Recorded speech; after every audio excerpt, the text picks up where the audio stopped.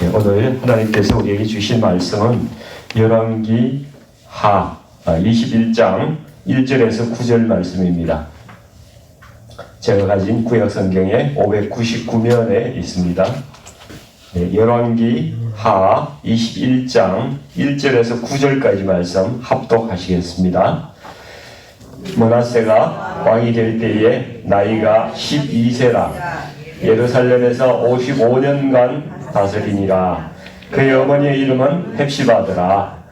므낫세가 여호와 보시기에 악을 행하여 여호와께서 이스라엘 자손 앞에서 쫓아내신 이방 사람의 가정한 일을 따라서 그의 아버지 히스기야의 헐어버린 산당들을 다시 세우며 이스라엘의 왕 아합의 행위를 따라 바알을 위하여 제단을 쌓으며 아세라 목상을 만들며 하늘의 일월 성신을 경배하여 섬기며 여호와께서 전에 말씀 이르시기를 내가 내 이름을 예루살렘에 두리라 하신 여호와의 성전에 제단들을 쌓고 또 여호와의 성전 두 마당에 하늘의 일월 성신을 위하여 제단들을 쌓고 또 자기의 아들을 불 가운데 지나게 하며 정치며 사수를 행하며 신접한 자와 박수를 신임하여 여호와께서 보시기에 악을 많이 행하여 그 진노를 일으켰으며 또 자기가 만든 아로색인 아세라 목상을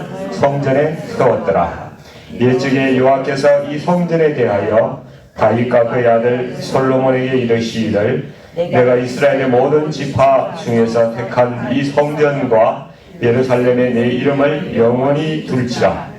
만일 이스라엘이 나의 모든 명령과 나의 종 모세가 명령한 모든 율법을 지켜 행하면 내가 그들의 발로 다시는 그의 조상들에게 준 땅에서 떠나 유리하지 아니하게 하리라 하셨으나 이 백성이 듣지 아니하였고 므낫세의 깸을 받고 악을 행한 것이 여호와께서 이스라엘 자손 앞에서 멸하신 여러 민족보다 더 심하였더라. 아멘.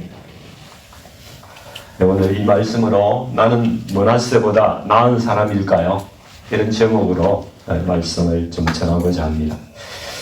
오늘 말씀은 유다의 20명 왕 중에 14번째 왕인 므낫세 왕에 대한 이야기입니다. 이 므낫세는 유다의 왕 중에서 가장 악한 왕으로 이렇게 평가가 되는 그런 사람입니다. 이 본문 내용을 보니까 너무 악행이 많아가지고 하나님께서 가정하게 여기는 이 악행이란 악행은 하나도 빠짐없이 버킷리스트에 쫙 적어가지고 다 해본 것처럼 마치 그런 느낌이 듭니다. 그것도 혼자 한 것만 아니라 여기 말씀해 보시면은 자기 백성들 공동체 전체가 그렇게 하도록 이렇게 만들었다는 것입니다. 9절 말씀을 읽어보니까 이 백성이 듣지 아니하였고 므낫세의 깸을 받고 깸을 받았대요. 그래서 악을 행한 것이 여호와께서 이스라엘 자손 앞에서 멸하신 여러 민족보다 더 심했더라 이렇게 말씀하죠. 그러니까 여호와께서 그 악행 때문에 우상 숭배 때문에 진멸하라고 한 이 가나안 족속들 아모리 족속들 그들의 악행보다 더 심하게 하였다는 그런 말씀입니다. 그리고 공동체 전체가 그렇게 하게끔 했다는 것이죠. 그야말로 막장 드라마입니다. 막장 드라마. 파리 올림픽이 이제 거의 끝나가는 것 같아요. 며칠 있으면 끝나는 것 같습니다. 이 므낫세는 이 악의 올림픽이 만약 있었다면 무조건 금메달입니다. 특히 우상숭배라는 종목에서는 이 므낫세를 이길 만한 그런 나라나 사람이 전혀 없을 것 같습니다. 마치 우상숭배 철인 10종 경기 같은 거 이런 생각이 드는 겁니다. 3절에 보니까 어떤 짓을 했나 하면은 히스기야가 헐어버린 산당들을 다시 세웠다. 아버지가 헐어버린 산당을 세우고 바알 제단을 쌓기, 아세라 목상 만들기, 하늘의 일월 성신을 경배하며 섬기기. 이것만 해도 4가지입니다. 4절, 5절 또 보니까 여호와의 성전에다가 또 이방 제단을 이렇게 쌓았다는 것입니다. 여호와의 성전 두 마당에 하늘의 그 별들을 섬기기 위해서, 일월 성신을 섬기기 위해서 제단을 또 쌓았다고 이렇게 이야기를 하고요. 6절에도 몇 가지가 더 있는데, 자기 아들을 불 가운데로 지나게 하였다는 것이죠. 이 몰록신을 섬기는 그런 제사입니다. 점치기, 사술 행하기, 신접한 자와 박수를 신임하기, 그 외 여러 가지 악행하기. 7절에 보니까 아세라 목상을 직접 만들어서 여호와의 성전에 세웠다는 것입니다. 이 므낫세가 한 짓은 우리 여기 교회 강단에다가 이 부처상을 갖다 놓은 거하고 같은 그런 짓을 한 것입니다. 그래서 아버지 히스기야 왕은 하나님의 말씀대로 이 우상을 없애고 하나님과 동행하려고 그렇게 몸부림을 쳤던 그런 선한 왕인데, 왜 이 아들은 이렇게 엉망진창인 삶을 살아가게 되었을까? 참 궁금하죠. 히스기야가 왕이 되었을 때 25세였어요. 통치한 기간이 29년이라고 나와 있거든요. 그럼 히스기야가 죽은 날 나이는 54세입니다. 근데 이 므낫세 왕이 12살에 왕이 되었다고 하니까, 므낫세는 히스기야가 42세에 낳았다는 거예요. 42세에. 그러면은 25세의 건장한 청년으로부터 42세 아들을 낳기까지 17년이 지났는데, 그 사이에 아들이 없었나? 왕비도 많고 후궁도 많았을 텐데 어떻게 아이가 없어요? 이 어린아이를 갖다가 왕으로 세웠을까? 그 전에 낳은 아들은 여기 나오잖아요. 자기 아들을 불 가운데로 지나기. 이 제사로 그냥 다 죽여버렸나? 이런 생각도 드는 것이죠.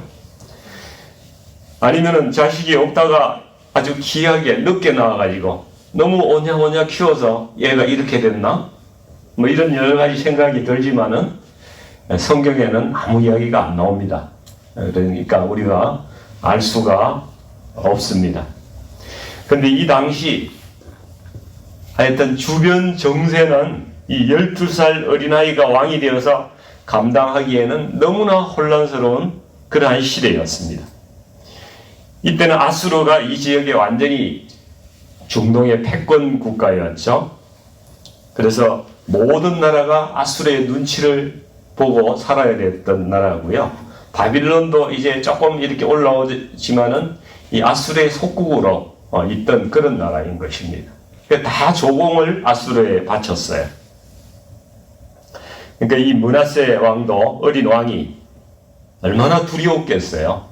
이런 정세 속에서 또 내부적으로 이 정치판의 권력의 암투라는 것은 이루 말할 수가 없는 것이죠. 뭐 예나 지금이나 정치는 그렇습니다. 아사리판이에요. 그러니까 서로 실권을 쥐기 위해서 서로 아주 엄용하고 뒤에서 이렇게 많은 나쁜 짓을 하죠. 이 남유다 조정에서도 히스기야의 노선을 따르는 그런 그 성전 중심의 신앙파가 있었을 테고, 아수르파, 애굽파, 바벨론파 다 이렇게 나눠져 있는 거예요. 우리나라도 지금 뭐 친미, 친일, 반미, 반일, 친중, 친북, 또 어떤 사람은 종북, 뭐 이런 여러 가지 스펙트럼이 아주 많이 있어서 막 갈등하지 않습니까? 이 또 히스기야 때 이 북이스라엘이 망했는데, 이 나라가 하나 망하면요, 이 같은 원래 민족이잖아요. 그 북쪽에서 남쪽으로 얼마나 많은 사람들이 내려왔을까? 만약에 북한이 망하고 북한 주민들이 남한에 막 몰려서 내려왔다, 이런 생각을 한번 해보십시오. 얼마나 혼란스럽겠어요. 그에 따른 빈부의 격차라든지 사회적인 혼란이라든지 이런 것들이 아주 많이 있었을 것입니다. 당시에 활동했던 이사야, 미가 선지자가 있었는데요.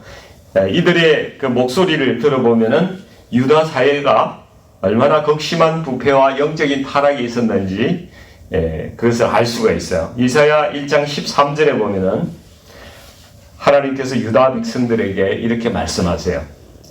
헛된 재물을 다시 가져오지 말라. 분향은 내가 가정이 여기는 바요. 월삭과 안식일도 대회로 모이는 것도 그리하니 성회와 아울러 악을 행하는 것을 내가 견디지 못하겠노라. 이렇게 말씀합니다. 하나님께서 제일 싫어하는 것이 무엇이냐? 뭐라고 말씀하세요? 예배 드리면서 또 악을 행하는 그것을 하나님께 가장 미워하신다는 거예요. 이중적인 삶의 태도를 하나님은 굉장히 미워하신다는 거예요. 우리 한국의 기독교인들의 지금의 모습과 너무나 흡사하고 닮아 있다. 이런 생각이 들지 않으십니까? 저만 그런 생각이 드는 것 같습니다. 죄송합니다. 저는 이전에 한국에 있을 때 큰 사업을 하시는 교회 장로님께서 거래소에 물품 대금 떼어먹고요. 대금을 안 줘가지고 집사하고 싸우고 종업원들 그 임금을 늦게 주고 막 이렇게 해가지고 소송하고 막 이렇게 하는 거 저도 봤습니다. 미가서 6장 8절에도 하나님께서 이렇게 꾸짖으세요. 사람아, 주께서 선한 것이 무엇임을 내게 보이셨나니 여호와께서 내게 구하시는 것은 오직 정의를 행하며 인자를 사랑하며 겸손하게 내 하나님과 함께 행하는 것이 아니냐. 그러니까 예배가 아주 형식적이고 허례의식과 껍데기뿐이고 아주 빈부격차는 심하고 사람들은 불의를 행하고 이렇게 살아가는 것이 이 당시에 아주 만연했다는 것입니다. 므낫세도 얼마나 마음이 불안했겠어요. 어린아이가, 그죠? 왕이 되어서 초조하고 불안한 거죠. 이 사면초가의 상황인데 자신도 살아남기 위해서 독해질 수밖에 없다. 내가 살아남아야지. 뭐 이런 생각으로 갔을 수도 있겠다. 이런 생각이 듭니다. 그리고 왕이 옆에서 어린 왕이 있으면은 권세를 더 쥐려고 옆에 조정 대신들이 얼마나, 그죠? 이 조선의 그 드라마 보면 어린 왕을 놓고 대신들이 그냥 꼭두가시처럼 이렇게 데리고 놀잖아요. 그런 상황도 많이 있었으리라고 생각이 됩니다. 아무튼 므낫세는 불행하게도 하나님을 인격적으로 경험하지 못한 그런 사람이었어요. 이런 사람들은 마음이 불안해지면은 무엇을 의지하게 되느냐? 그 힌트가 오늘 본문 6절에 보시면은 나와 있습니다. 6절에 보니까 중간에 정치며 사수를 행하며 신접한 자와 박수를 신임하여 이렇게 되어 있습니다. 그러니까 므낫세가 점성술사나 무당들을 자기 옆에 두었다는 거예요. 그들을 신임했다는 것입니다. 그래서 그 사람들 의견에 따라서 이제 국가를 운영하는 거예요. 자기 주위에 어떤 사람이 있느냐에 따라서 사람들은 인생이 많이 바뀝니다. 총신대에서 구약을 가르치는 김지찬 교수님은 이렇게 말씀하세요. 이분이 사람들이 점수를 원하는 이유는 미리 자신의 삶을 알아서 자신이 자기 삶의 주인 노릇을 하고 싶어 한다는 거예요. 근데 이것이 인간의 원죄의 모습하고 똑같다는 것입니다. 인간의 원죄의 모습이 바로 그것이라는 거예요. 자기 삶의 주인의 노릇을 하고 싶다. 하나님께서 우리의 앞길을 선하게 인도하신다는 사실을 믿지 않기 때문에 점을 의지하고 무속인을 찾는다는 말씀이에요. 근데 교회 내에서도 여러분 점집 가는 대신에 예언을 사모해서 은사자를 찾아다니는 사람들도 많이 있어요. 근데 이분들이 과연 교회를 바르게 세우고 복음의 전파에 대한 그런 성경적인 예언을 사모해서 그 자리에 가겠습니까? 그런 사람은 거의 못 봤어요.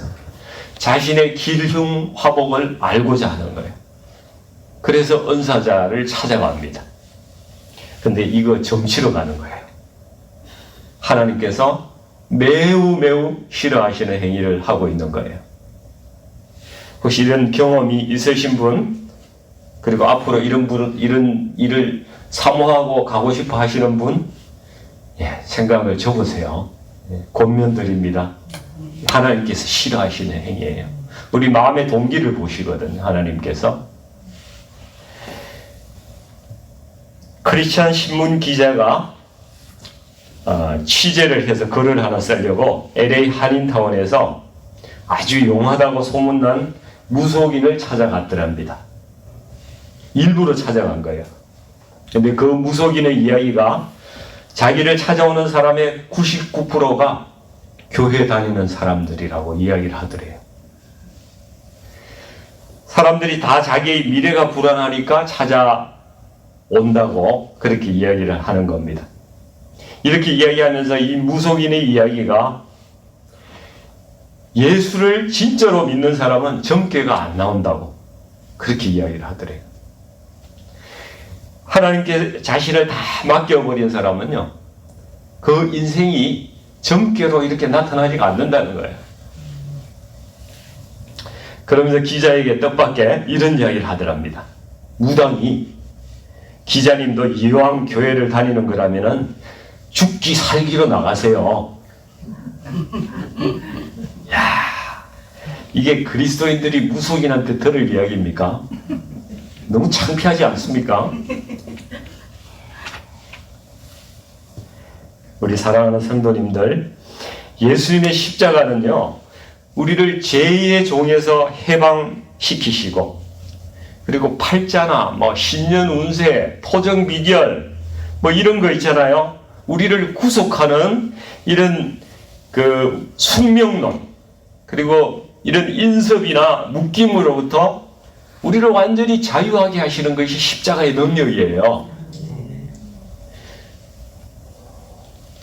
예수님 안에서는요, 팔자에 십자가 있습니다. 여러분 기억하세요. 팔자에 십자 있다. 아멘. 아멘. 좋습니다. 십자가를 통해서 우리는 귀신이 점으로 우리의 미래를 감히 판단할 수 없는 예수의 사람이 된 것을 확신해야 되는 겁니다. 아멘. 우리 한번 따라합시다. 나는 예수의 사람이다. 나는 예수의 사람이다. 아멘. 아멘. 그러나 므낫세는 이게 불행하게도 마귀 사단의 지배를 받는 그런 사람들로 둘러싸여서 그들 꼭두가시가 되고 말았다는 것이죠. 므낫세가 망한 이유입니다. 마귀한테는요, 조금의 틈을 주거나 마음의 문을 조금 열어주면은 점점 하나씩 다 뺏어가서 나중에는 자기의 영혼까지 빼앗아가 버리는 거예요. 하나님의 선지자들이 가만히 있었겠습니까? 난리가 났습니다. 므낫세의 잘못을 지적하고 심판을 예언하죠. 오늘 본문은 아닌데 내일 본문인데 열왕기 21장 11절 12절에 보니까 유다왕 므낫세가 이 가증한 일과 악을 행함이 그 전에 있던 아모리 사람들의 행위보다 더욱 심하였고 또 그들의 우상으로 유다를 범죄하게 하였도다. 내가 이제 예루살렘과 유다에 재앙을 내리리니 듣는 자마다 두 귀가 울리리라. 선지자를 통해서 이런 말씀을 하나님께서 주셨습니다. 근데 마귀에게 사로잡히면은 하나님 말씀도 귀에 안 들어오죠. 이 전설에 의하면은 므낫세가 선지자 이사야를 나무 사이에 이렇게 묶어서 탁 끼워서 묶어놓고 톱으로 몸을 잘라서 죽였다고 그렇게 전해집니다. 자꾸 회개하라고, 그런 짓 그만하라고 하니까 듣기가 싫은 거죠. 톱으로 잘라서 이사야 선지자를 죽였다고 전해지고 있습니다. 하나님께서 이전에 다윗에게 이런 언약을 주셨어요. 우리 8절 말씀인데요. 같이 읽어보시겠습니다. 만일 이스라엘이 나의 모든 명령과 나의 종 모세가 명령한 모든 율법을 지켜 행하면 내가 그들의 발로 다시는 그의 조상들에게 준 땅에서 떠나서 유리하지 아니하게 하리라 하셨으나, 이 하나님께서 절대로 율법을 지키고 하나님 말씀을 순종하는 한 이 땅을 다른 자에게 주지 아니하고 이 땅을 너희에게, 이 땅을 다시는 쫓아내지 않겠다, 이 땅에서 너희들을 보존하리라고 약속했음에도 불구하고 참고 참으시다가 이 언약을 폐하기로 결정하신 것이 므낫세의 악행 때문에 그렇다. 므낫세가 너무 심하게 악행을 해서, 그리고 므낫세뿐만 아니라 모든 백성들이 거기에 참여했기 때문에 이렇게 그 땅에서 쫓아내겠다고 다시 말씀을 하신 것입니다. 이 므낫세가 남유다의 14대 왕입니다. 그 다음은 15대 왕이 아몬이라는 왕이에요. 근데 이 아몬은 2년밖에 통치를 못하고 그 부하들에게 살해되고 맙니다. 그리고 16대 왕이 우리가 잘 아는 유명한 요시야 왕입니다. 요시야가 히스기야처럼 하나님 앞에서 정말 선하게 그렇게 살려고 노력하고 획기적으로 종교개혁을 하고 우상을 폐지하고 유월절을 회복하고 전 국민이 회개하고 이 종교개혁을 이렇게 아주 올바르게 추진한 왕이었습니다. 그럼에도 불구하고 열왕기 23장 26절에 보니까 하나님께서 므낫세의 악행으로 인해서 유다를 향한 진노를 멈추지 않으시겠다고, 그 나라를 보존하지 못하겠다고 주께서 그렇게 말씀을 하고 계십니다.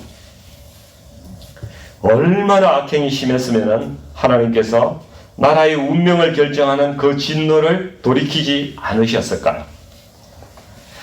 근데 말입니다. 역대하 33장에는 므낫세의 삶에 큰 반전이 기록되어 있습니다. 므낫세가 아수르의 눈치에서 벗어나서 이집트하고 뭔가 좀 해보려고 이집트에 붙었다가 아수르의 분노를 사서 바벨론으로 잡혀가는 이야기가 나옵니다. 보통 이때 어느 나라의 왕이 잡혀가면은요, 그 왕은 죽습니다. 그리고 평생 어디에 유폐되어서 절대로 돌아오지 못하죠. 그리고 아수르가 말 안 듣는 왕을 폐해버리고 자기한테 충성하는 왕을 세우고자 할 거 아닙니까? 그런데 믿기 어려운 놀라운 이야기가 역대하 33장 12절 말씀에 나오는데, 그가 환난을 당하여 그의 하나님 여호와께 간구하고 그의 조상들의 하나님 앞에 크게 겸손하여 기도하였으므로 하나님이 그의 기도를 받으시며 그의 간구를 들으시사 그가 예루살렘에 돌아와서 다시 왕위에 앉게 하시매 므낫세가 그제서야 여호와께서 하나님이신 줄 알았더라. 놀라운 일이 일어난 겁니다. 있을 수 없는 일이 일어난 거예요. 영원히 죽고 못 돌아올 줄 알았는데 회개하고 겸손히 하나님께 구했더니 하나님께서 이 므낫세 같은 악인도 용서하시고 그를 다시 예루살렘으로 돌아오게 하셔서 왕위로 복귀시키시는 그런 일을 하셨다는 거예요. 그래서 므낫세가 여호와 하나님을 처음으로 고백하되 나의 하나님이시고 인격적인 나의 하나님이시고 살아계신 하나님이시고 하나님을 찬양합니다. 이러고 이제 돌아와서 왕이 된 거예요. 그 이후에 므낫세의 삶은 획기적으로 달라지는 것이 이 말씀에 나옵니다. 우상을 제거했고요. 자기가 쌓은 모든 제단들을 성 밖에 던지고 여호와의 제단을 보수하고 이스라엘 하나님께 진정한 예배를 드리는 삶을 살다가 삶을 마쳤다는 이야기가 기록되어 있습니다. 사랑하는 우리 성도님들, 우리 삶을 한번 되돌아보기를 원합니다. 므낫세는 유다의 왕 중에서 가장 오랜 기간 55년을 무려 왕위에 있었는데 대부분의 시간을 하나님께서 진노의 대상이 되는 그러한 삶을 다 다 살은 겁니다. 무의미한 삶을 살은 것이죠. 그런데 그런 므낫세가 마지막에 회개한 거예요. 하나님께서 므낫세 때문에 남유다의 멸망을 확정하셨어요. 우리 같으면 므낫세 같은 사람이 용서를 구하면은 우리가 용서를 할 수가 있겠습니까? 우리 인간은 용서하기가 어려운 그런 사람인데, 그러나 하나님께서는 므낫세 때문에 유다의 멸망, 나라의 멸망은 확정하셨음에도 불구하고 그 개인 므낫세가 회개했을 때 그의 간구를 응답하시고 그를 다시 회복시켜 주시더라는 얘기예요. 아무리 악한 영혼이라도, 북한의 김정은이라 하더라도, 소련의 푸틴이라 하더라도, 중국의 시진핑이라고 하더라도 회개하면은 하나님께서 은혜를 베푸신다는 거예요. 그리고 포기하지 아니하시는 한없는 하나님의 사랑을 우리가 므낫세의 삶을 통해서 우리가 보게 되고 깨닫게 되는 것입니다. 저를 포함해서 우리 성도님들 50을 사셨던, 60을 사셨던, 70, 80을 사셨던 간에 우리 인생 중에서 하나님께서 기억하시는 시간이 얼마나 될까요? 하나님께서 기억하시는 시간. 우리가 과연 므낫세보다 나은 사람일까요?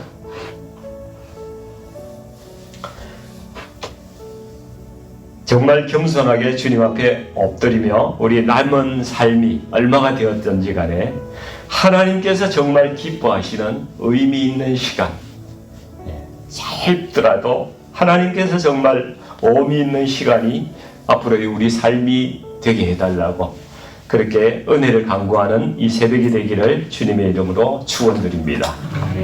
같이 기도하겠습니다. 아버지 하나님, 우리 므낫세의 삶을 통해서 우리 자신을 돌아보게 하여 주셔서 감사합니다. 므낫세가 너무나 악한 일들을 많이 하였음에도 불구하고 하나님께서 그가 회개하였을 때에 고치시고 또 새롭게 하신 것을 말씀을 통해 알게 됩니다. 하나님, 우리의 삶의 시간이 얼마나 남았는지 우리가 알 수는 없지만은 우리의 남은 인생 하나님께서 정말 기뻐하시는 시간 될 수 있도록 하나님 저희의 삶을 인도해 주시옵소서. 우리가 다른 어떤 것도 의지하지 않게 하시고 오직 하나님만 사랑하며 그 말씀대로 순종하며 살도록 결단하며 주님 앞에 오늘도 나아가는 저희들 될 수 있도록 하나님 저희를 도와주시옵소서. 예수님 이름으로 간절히 기도드리옵나이다. 아멘.